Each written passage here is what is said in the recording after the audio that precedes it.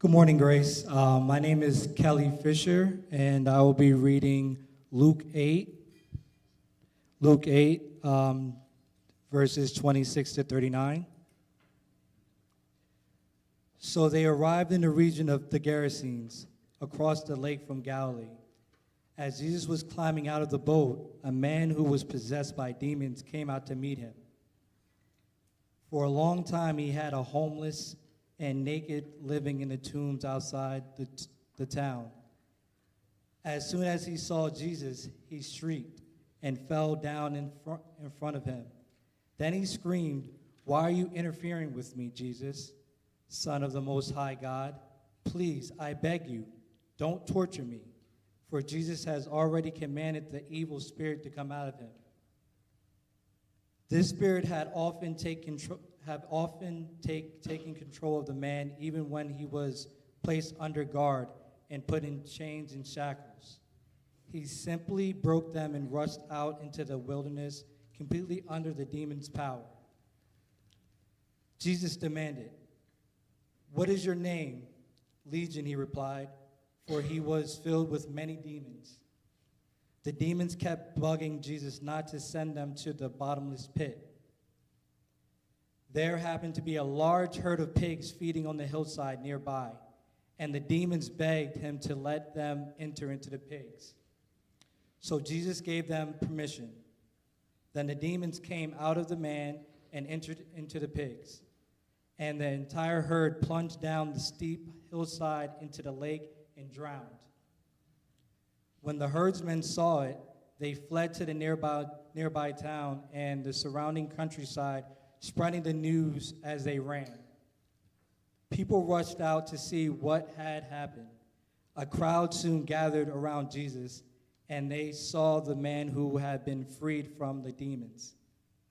He was sitting at Jesus' feet, fully clothed and perfectly sane, and they were all afraid. Then those who had seen what happened told the others how the demon-possessed man had been healed. And all the people in the region of the Gerasenes begged Jesus to go away and leave them alone, for a great wave of fear swept over them. So Jesus returned to the boat and left, crossing back to the other side of the lake. The man who had been freed from the demons begged to go with him, but Jesus sent him home, saying, "No, go back to your family and tell them everything God has done for you." So he went all through the town, proclaiming the great things Jesus had done for him.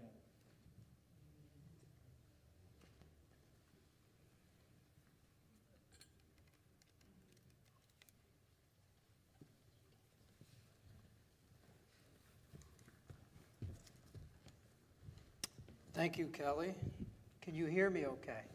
Yes. It's always a concern. My name is Craig Uplinger, and I'm giving the message today. And I'm going to start today by talking about learning on a Sunday morning. I always struggled to learn on a Sunday morning.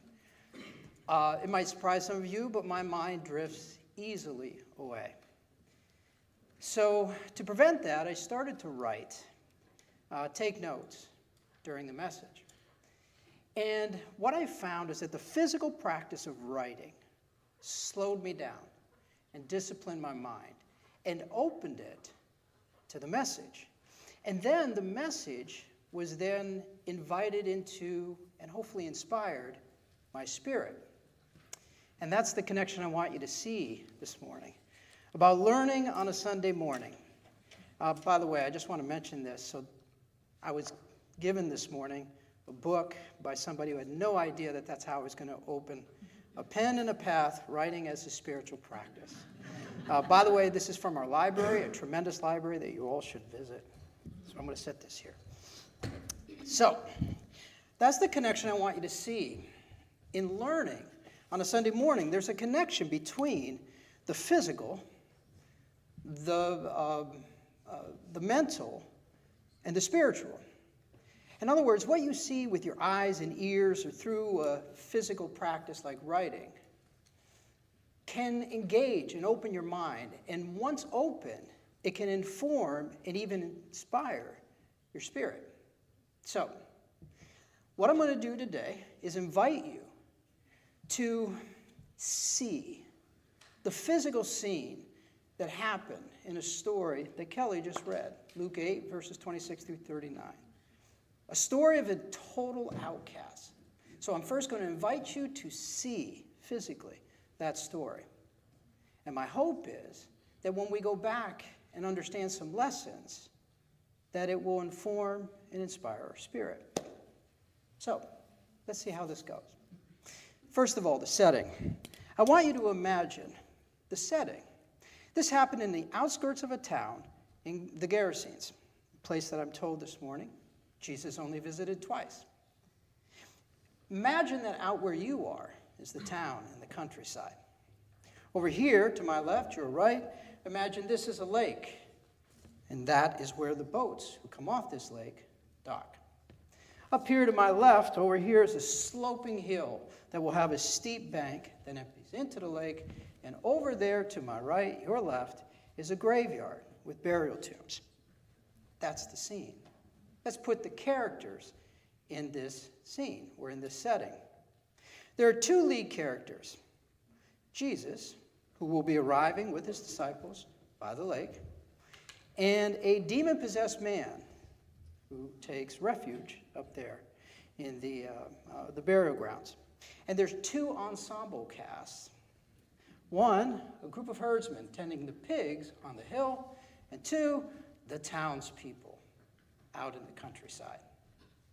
So finally, with that setting, with those characters, there's a scene that, as I see it, has 5 stages: description, recognition, negotiation, restoration, and the last one is reaction. I'm going to say it again: description, recognition, negotiation, restoration, and reaction. I'm going to say it one more time, but add something to each so you can really get in your mind. First, there will be a description of one of the lead characters. Then there's a negotiation, now recognition and a negotiation between the two lead characters. Then there's a restoration of one of the lead characters. And then there's a reaction, primarily of the townspeople. So, with all of that, all we're doing is physically seeing the scene that Kelly just read. So it starts with description. The description is of the demon-possessed man, almost entirely. He's homeless. He's naked. He's up here in the graveyard, burial tombs. He's howling, wandering day and night. He's cutting himself with sharp stones. And he's very powerful, so powerful that the scriptures tell us no one man could subdue him, but apparently a number of men could, because at one point he was chained and shackled up here. But he was so powerful that he broke those chains and shackles. So the description is of the demon-possessed man. So I want you to imagine now the demon-possessed man up here doing his demon-possessed things. But the demons inside this man suddenly sense that a powerful man was coming by the lake. Oh no. So the demons inside this man thrust this man outside of the graveyard, and they rush to the edge of the lake and fall to the knee of this powerful man just as he's exiting the lake, almost before he gets 2 feet on the ground. And the first words that come out of his mouth is, "Why are you here to interfere with me, Son of the Most High God?" Recognition. Immediate recognition by the demons of the true identity of this man, Jesus Christ, Son of God. And it is from this position that the negotiation happens.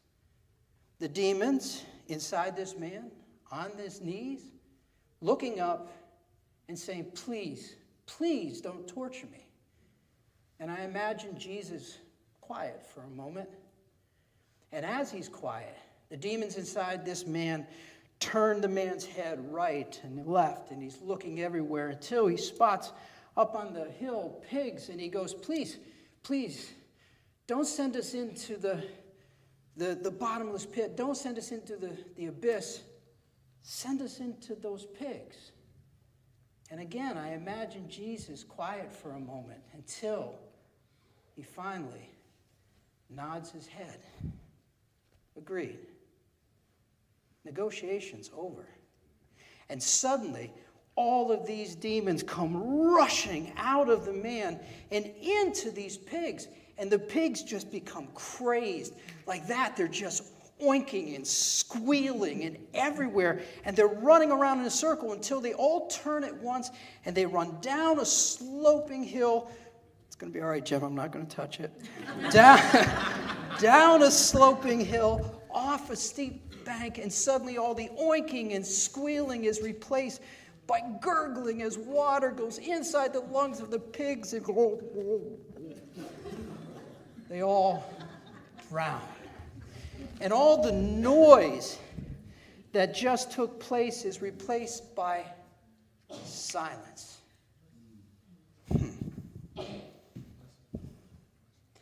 Because the herdsman, I want you to process like the herdsman must have. The herdsmen are up here, and they're seeing from a distance this humble-looking rabbi and this crazed man who came to confront him. And suddenly the crazed man points up at their pigs, and they just, no. And all the pigs are gone. And it's just all this noise and chaos, and then they turn, and there's silence. Imagine that.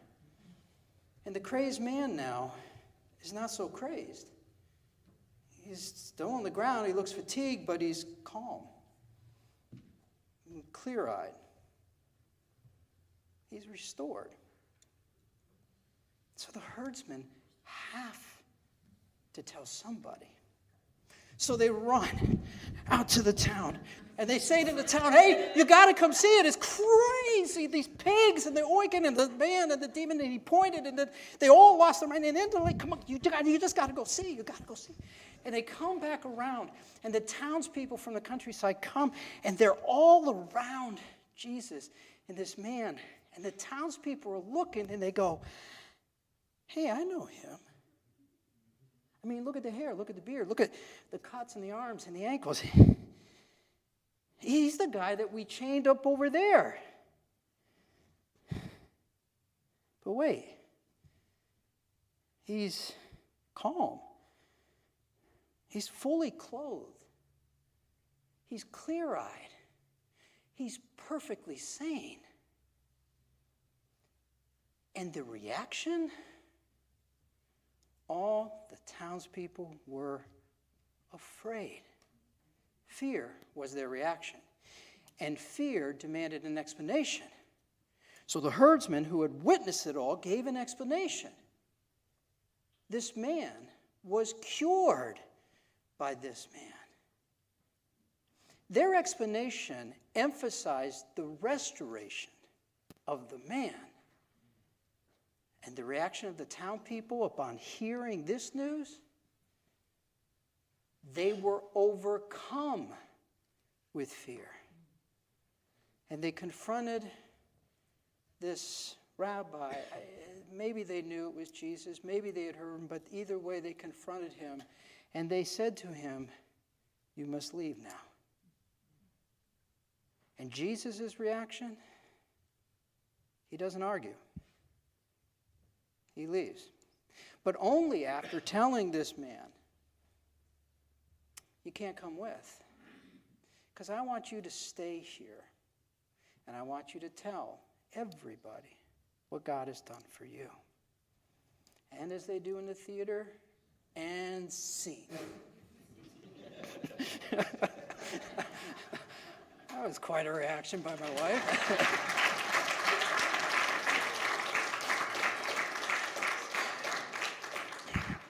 So, I hope something about the nonsense of that helped you to put into your mind's eye what happened physically on that day. And I now want to go back over that scene in the same sequence that we just did in the hopes of finding lessons and inspiration. But before I do that, I want to just address a question that sometimes leads Christians into arguments with each other. Are demons real? There are some Christians that believe that demons have an actual physical presence and that they reside within people, and that if they leave people like this man and they go into other entities like pigs, there's a ghostly kind of appearance to them. There are other individuals that see demons as metaphorical kind of representation of things that torment individuals, their past, guilt or shame, addiction or mental illness. And sometimes Christians will get so wrapped up in things like this that they're arguing about the smaller point and they'll miss the larger point. So this morning, I'm just not going to invite the argument nor take a side. Because what I did is I invited you to see the physical day as you see it. All right? So I'm not here to tell you how to see it. Rather, I'm going to be rooted in faith, because I think faith is where inspiration is found. So, as you saw the scene, I am now going to go back over that scene in faith and see, maybe, in the same sequence too, to see maybe what lessons we can find, and if we can find inspiration in those lessons. So, what is the inspiration in description? Verse 27 says, as Jesus was climbing out of the boat, a man possessed by demons came out to meet him. That was the first description, a man possessed by demons. Let's flip that around. A demon-possessed man. Demons possessed this man. Demons owned this man. And that detail in the description gives context to every other detail that comes after. At one point, this man lived in a home. The demons that owned him dragged him out of the home, made him homeless. At one point, this man lived in a community with neighbors. Demons settled him in a graveyard to be near the dead. At one point, this man wore clothes. Demons stripped him naked. At one point, this man cared for his body. Demons inflicted pain upon his body.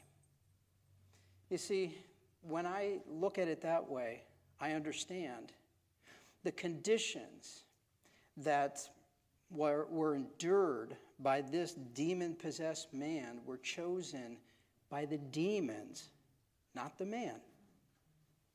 And for that reason, I then begin to view the man as a beaten, kind of barely conscious hostage within his own body. What are the demons then? Well, they're the hostage takers. So what's the inspiration in that? Here's the inspiration I see. We have men and women in the communities that we come from that are not in their right mind.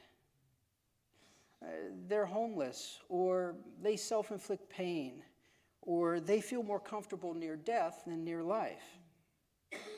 What if we viewed them in this way? What if we viewed them with the understanding that the conditions of their lives were chosen by the demons that possessed them, not by them? And then if we viewed them consistently that way, wouldn't we, as a community of faith, really wouldn't any community of faith, reject every impulse to avoid or shame or shackle away individuals like that? When we, as a community of faith, absolutely be drawn to them, embrace them, and try to act upon the responsibility to help them, and maybe even invite them into our community. The inspiration in description. But what's the inspiration in recognition in this scene? This one I didn't see coming. As I started reading it, I'm going, oh. The demons inside this man immediately recognized Jesus. Remember? Son of the Most High God. They recognized him for who he actually was. And by the way, Jesus immediately recognized them right through the skin of the man to the core of the demons inside, and he saw them for what they were, hostage takers. Each recognized the other's essence immediately. Why? because they both live in the spirit world. It was spiritual, recognizing spiritual. There was one enormous difference, though. Demons are those, or represent those things within us that attack and destroy the spirit. Jesus is the life-giving love in us that restores the spirit. Now, they each recognize each other in a way that I just saw the others didn't. I mean, they saw with their eyes a confrontation between a rabbi and a demon-possessed man, and they saw with their eyes and heard with their ears pigs stampeding into a lake, and their minds tried to make sense of it all, but they just sort of remained blind and deaf to the whole spiritual nature of what was really going on. So you ask why, and the lesson I see is this. Spiritual understanding requires more than eyes and ears and minds. And I think that's because spiritual understanding comes from faith. And faith is a matter of the heart. Therefore, you see and hear and understand spiritual matters through your heart. The inspiration? We all have hearts. Isn't that good news?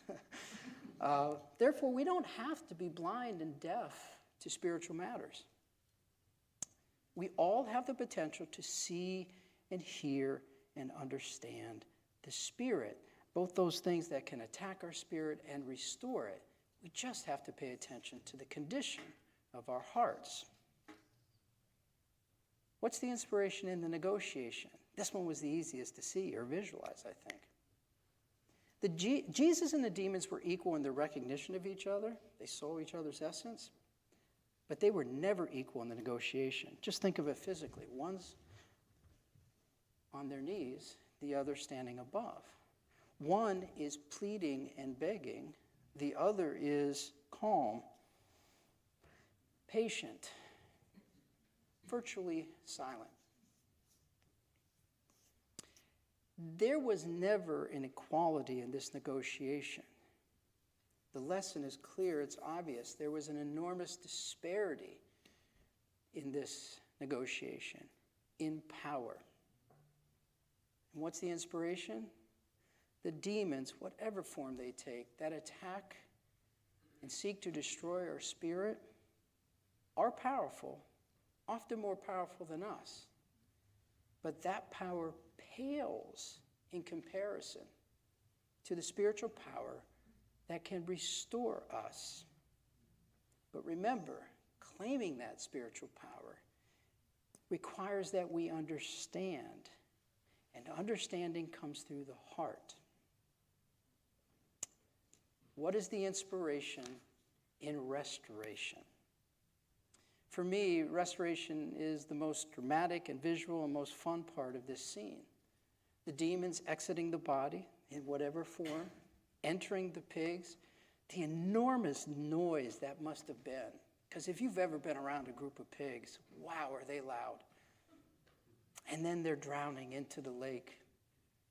And the herdsmen, who I just imagine are like, what? And they turn, and there's this contrasting silence now as they look at this rabbi standing over this man who may not even be kneeling now. He just might have collapsed. And the man looks totally different than just seconds before. Calm and clear-eyed and restored. And the lesson for me on this one wasn't quite as easy to get, but here's what I got. The man at the feet, I almost forgot something. I almost missed the lesson because you have to skip a step. It comes at the very end. Remember, at the very end, the man who had been restored, he asked to go with Jesus. Maybe as a disciple. I mean, the disciples were right there in the boat. Maybe as a disciple. And Jesus says no, which was very surprising. Like, why? Why would Jesus reject him? And here's what I came up with. The man who was at his feet, had intimately experienced the spirit world.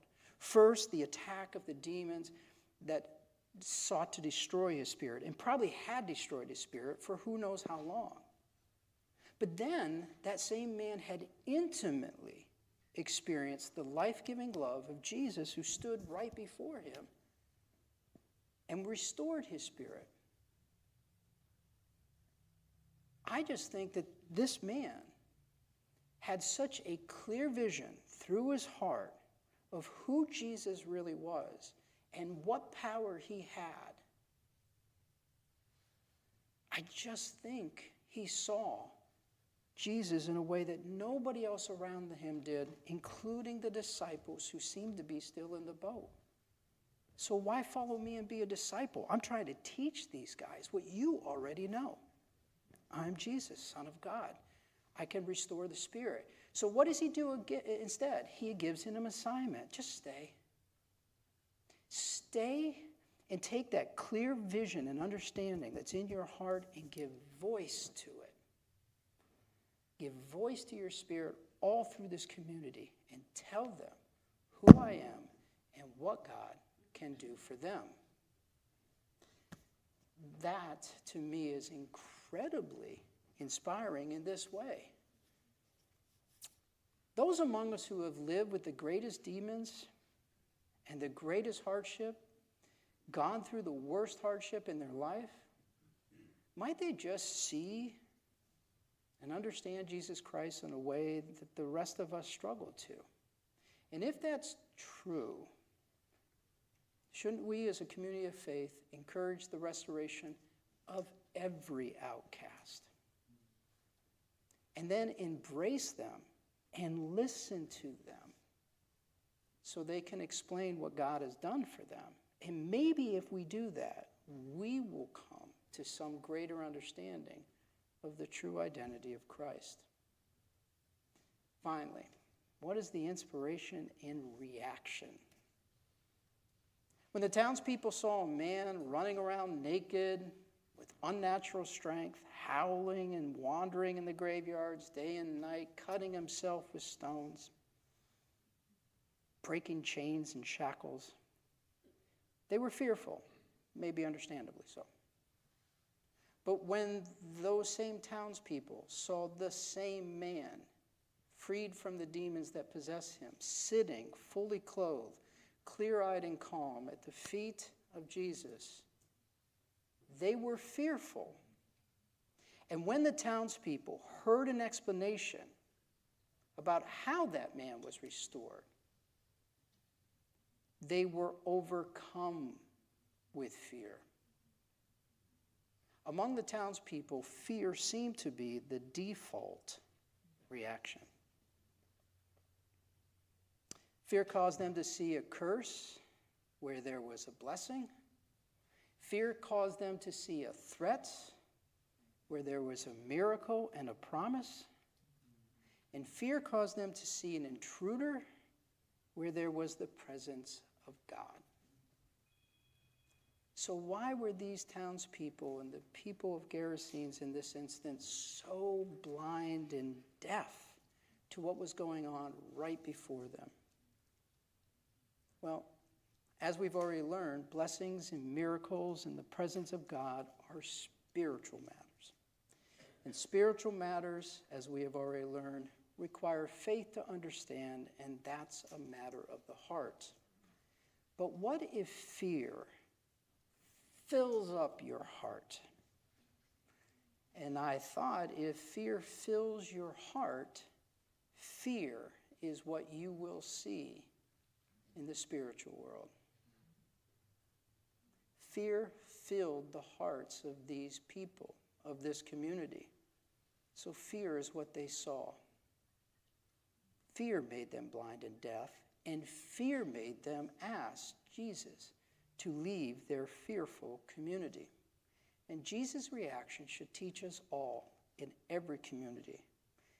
If in your community you choose fear over Christ, if you choose fear over love, he just may not argue with you. and he will leave, get back in the boat, and go to another community that may engage him more, and wish you a good day with your fear. So where's the inspiration in that? Yikes. Well, I see the inspiration in you, in us. This is my feeling about the Grace community. Fear occasionally visits our heart, but it doesn't live there. It doesn't fill our heart. We wouldn't be human if it didn't visit our heart. But part of the responsibility of being humans is to not let it fill your heart. And I think we do a pretty good job. That's why I feel confident that you see and hear and understand the spiritual lessons and respond to the inspiration when you encounter it. But that doesn't mean we don't have room to grow.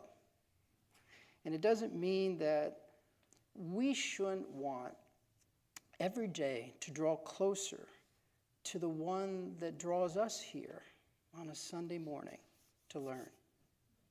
So, I'm going to let that be the focus of my closing prayer. Please join me. Lord, thank you for our Grace community. We pray for your presence today and for our connection to you. On behalf of our community, I pray that we recognize that we never have to be blind and deaf in spiritual matters, that we celebrate that we all have hearts, and therefore we all have the potential to see and hear and understand the life-giving love that restores the spirit, and that we condition our hearts to have that understanding. That we understand that the spiritual power to restore the spirit is far greater than the evil that destroys the spirit. That we reject every impulse to avoid or shame or shackle away the outcast and the marginalized in our society. That we embrace the responsibility to help them and invite them into our community. That we celebrate those among us who have lived with the greatest demons and gone through the greatest hardships. That we listen to them so they can explain what they have experienced and what they have experienced God do, and offer us a greater insight into the identity of Jesus Christ. And finally, that our Grace community resists fear at every turn, that it never lets fear enter our hearts, that it never lets fear blur our vision in our hearts, that we never let it mute the voice of our heart, and that we never let it cloud the understanding of our hearts. So our hearts will always recognize you, God, when you should grace us with your presence. In Jesus' name we pray. Amen. Today's message was about learning on a Sunday morning. But I assure you, at Grace, we are striving to be more than just a Sunday morning community. We want to be a 7-day-a-week community. And a big part of that is service. I think service can touch your spirit in a way that words don't. So, once again, I'm going to invite you, as you exit, maybe exit through the doors here in the back, and visit our ministry fair. And taking yourself and your personality and your abilities and your spirit, find at those chairs back there and the people behind them, what would be the best way for you to serve not only our community here, but in the communities outside. So I please encourage you to visit that, the ministry fair, and we're going to leave you with one last song. So thank you.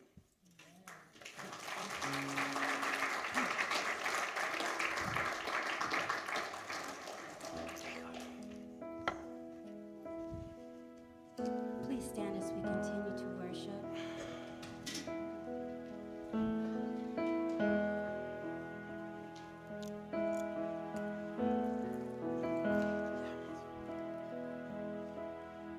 Here I surrender,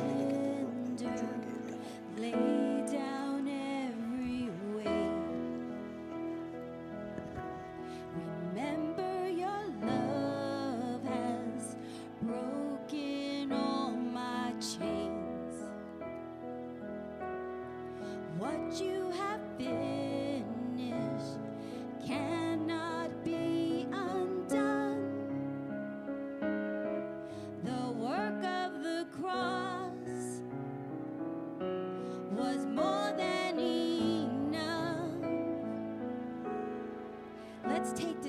now, you can start heading back to the worship ministry.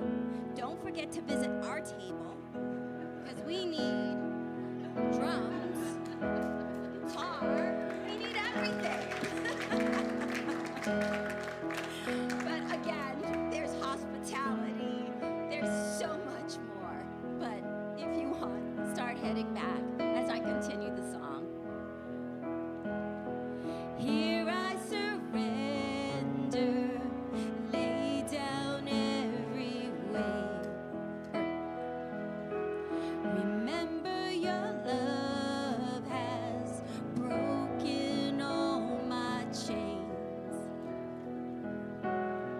What you have finished cannot be undone. The work of the cross